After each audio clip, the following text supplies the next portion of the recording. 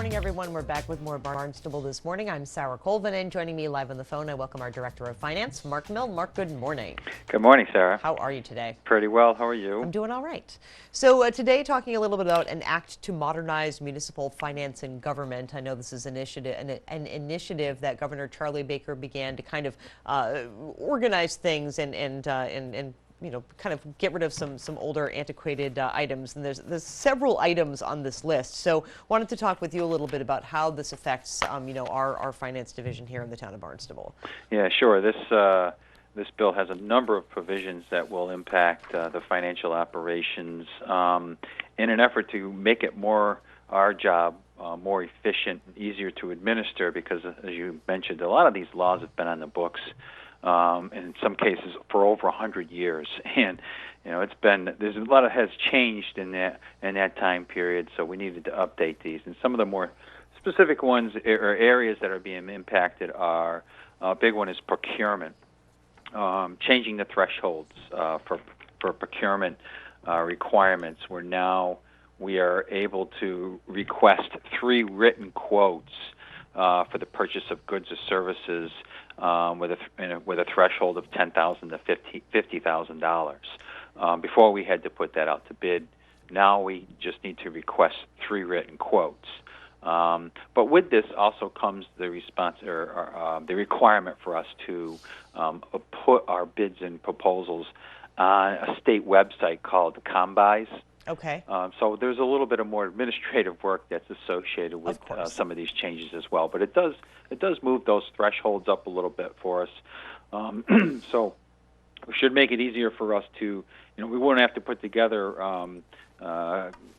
large documents to issue bids and proposals for many items within that threshold. Now we just can seek written quotes as opposed to putting together official bid documents. Sure, and I think that's for anything where you're going to expend $10,000 to $50,000, you can get those 3 written quotes instead of having to go through the whole bid process. Correct. Yep. And it requires us to get written quotes as opposed to oral quotes. Sure. Because you actually want documentation that you performed the procedures. You called 3 different vendors, who you spoke to, the date you spoke to them, what the specifics are on their quotes, and so it does have some of that, those requirements attached to it to make sure that we're following the guidelines and doing sound business practices. Sure. Are you still beholden to take the lowest quote out of all of those 3?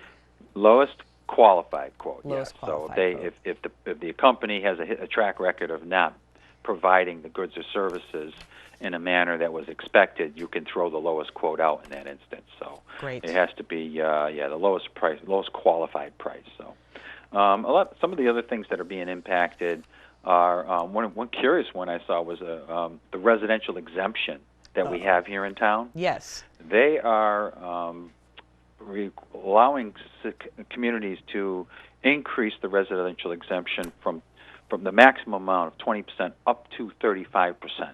Really? Yeah, there is actually half a dozen communities in the state that have asked for special legislation to do this.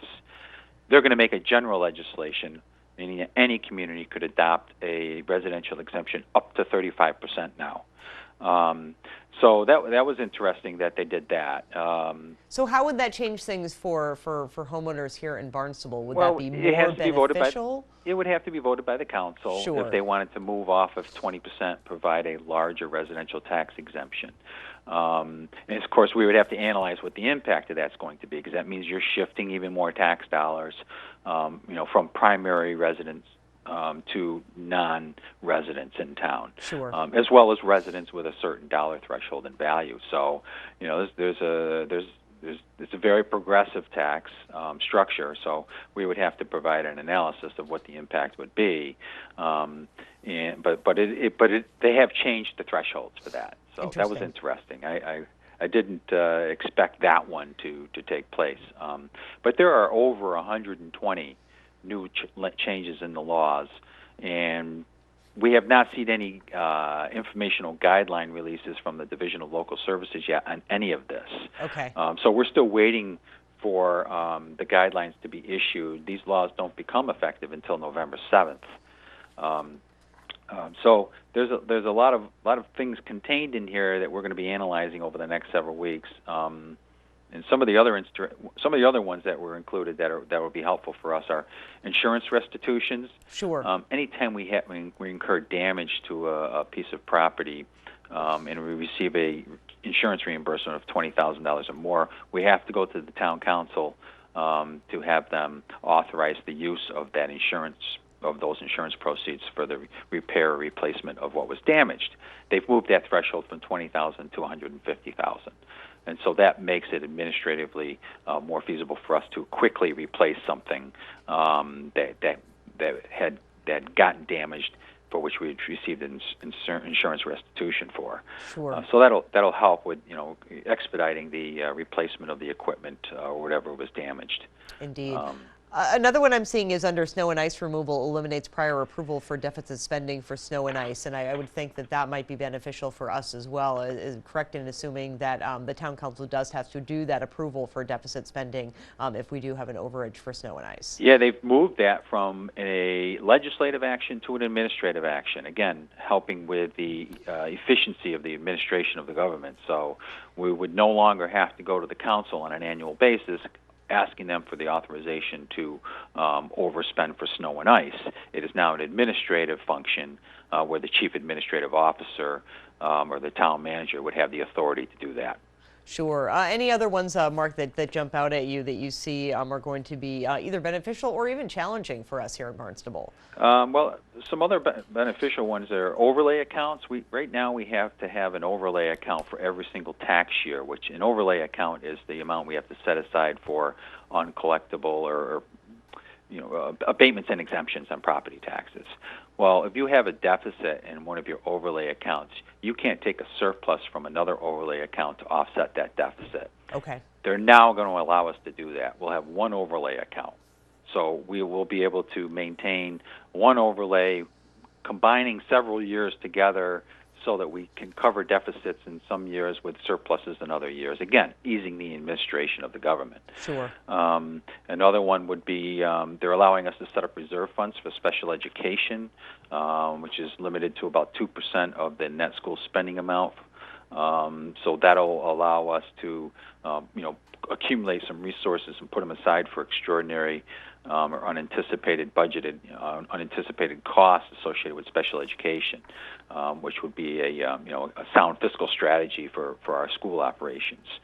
And we also have this law in the books right now, which has been proven to be impossible to administer, and it's health care cost sharing for retirees. Okay. We have been required to bill other communities. So if an employee retires from the town of Barnstable, however, they had years of service in another community or multiple communities in the Commonwealth, we would have to prorate the cost of their health insurance and based on the number of years of service that they worked for each community, and then bill each one of those communities. Oh, my goodness. And likewise, other communities would be billing the town of Barnstable for retirees that retired from their communities for the time that they served here in Barnstable. And it became a nightmare. Exactly. We had communities across the state sending and receiving bills from one another, and some communities were paying them and some were not. And we have been fighting this for past 3 years with the legislature, because when the original law was drafted, it wasn't drafted very well, and so that got removed. So that was again, easy administration of the government. Sure. So how much input, Mark, that makes me think, how much input did folks like you have in this kind of this new law in making changes and alterations to this in the Act to Modernize? Did you have a chance to have any input, or was it just kind of done from upstairs down? Yeah, it was mostly from our associations across the state, the professional associations that provided the input, plus the governor's office went around the state, had multiple sessions, opportunities for cities and towns to provide input. So there was an opportunity for communities across the Commonwealth to provide input, and these are the things that they they commonly heard from those professional associations and from the testimony that they took from these public meetings, and they put it all together and came up with this list of efficiency measures, hopefully to improve the efficiency, which it should, because again, these laws have been on, a lot of these laws have been on the books for so long that they just need to be updated to mirror what the modern practices are. Sure. We're looking forward to seeing what difference that makes. Mark, I thank you so much for joining us here on Barnstable This Morning. Okay, you're welcome. Have a great day. You too. Bye-bye. Mark Milne, of course, our Director of Finance.